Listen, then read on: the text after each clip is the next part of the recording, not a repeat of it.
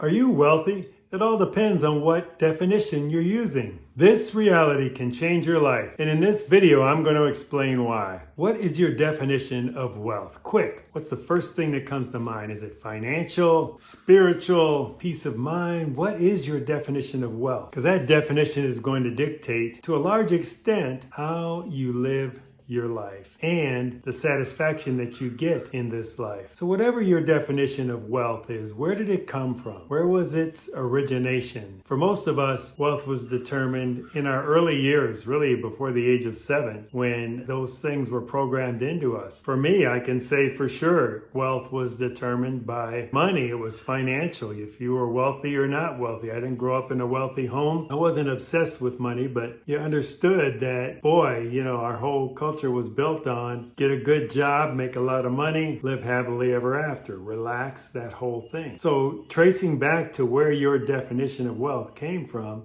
is going to be a good thing, because you know what? You can always change that. If it ends up that you want a new definition or a different definition of wealth, you can in fact change that definition. And it can be changed for sure, because you think about it, how you define wealth is just something you believe in the moment. So if you shift it, for me, let's keep going with the theme that wealth was financial. Well, if you can change that, then you're not going to be chasing the financial wealth, which in my case was definitely true. If you were like me and you thought wealth was financial and you were chasing the dollars, boy, oh boy, that's a never-ending battle, because you know what? You're always going to desire more. They did a study, I think Gallup did this study years back, and they polled people at different financial levels, making $75,000 a year. And those people, I could just make a little bit more, all the way up to people that are making $1 million a year. Well, if I could just make a little bit more, then I'd be set. It just never ends. There is an endless desire for material wealth. So if you think about that, that can't be the real wealth in the world, because you'll never be satisfied if that's the case.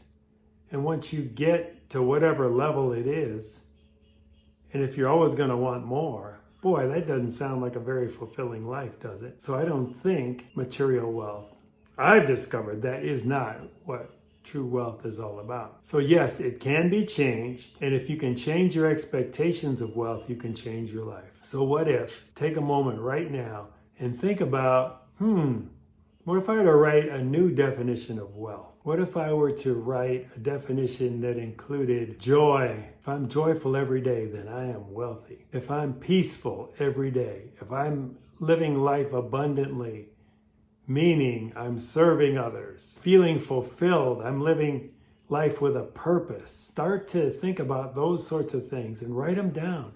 Write down a new definition of wealth for you.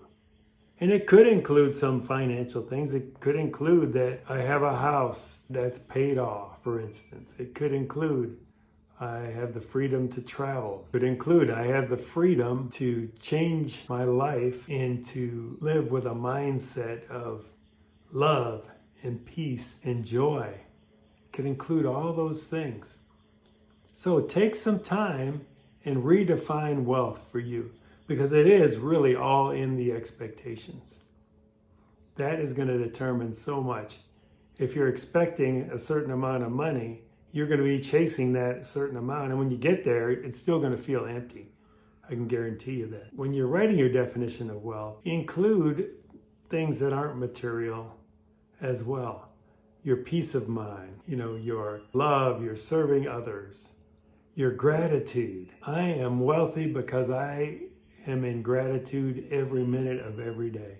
I am thankful every minute of every day, for example. Finally, your new definition should inspire you to greater character. So take a look at whatever definition that you come up with, and it should inspire your character to grow in those ways.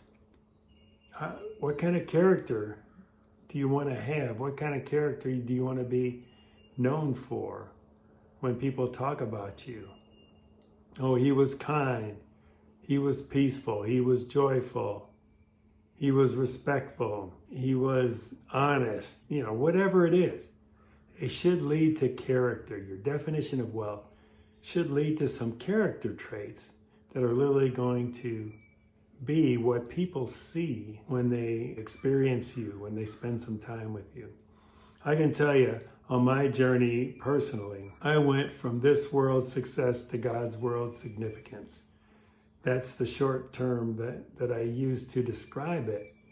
Because once I understood significance, success, and the way this world determines success held no value for me. It held no weight.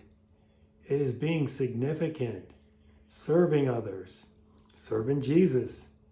That's where I get my wealth, that I can go out every day and do that, no matter the circumstance, no matter the situation. Every single day, I can go out and do that. This video is an example of that. I have got so wealthy because I can sit on YouTube. I can sit here and I can make a YouTube video to share with people, and hopefully to inspire people to more, whatever that looks like. Inspire them to be their best self. Inspire them to be the person that God created them to be. Inspire them to live the purpose that God has planned out for them. And that's the cool thing. God does have a purpose and a plan for you. And the Holy Spirit, if you're a follower of Jesus, is in you and will lead you to whatever that is. But you just have to pay attention. You have to be aware and then obedient when you get the guidance from the Holy Spirit. It's a beautiful way to live. It really is. If you found this video helpful, hit that like button to see more like it. Comment down below. This can be with questions or answers to questions you may ask. We'll see you next time on this amazing journey from isolation to community, where the next step beyond is freedom.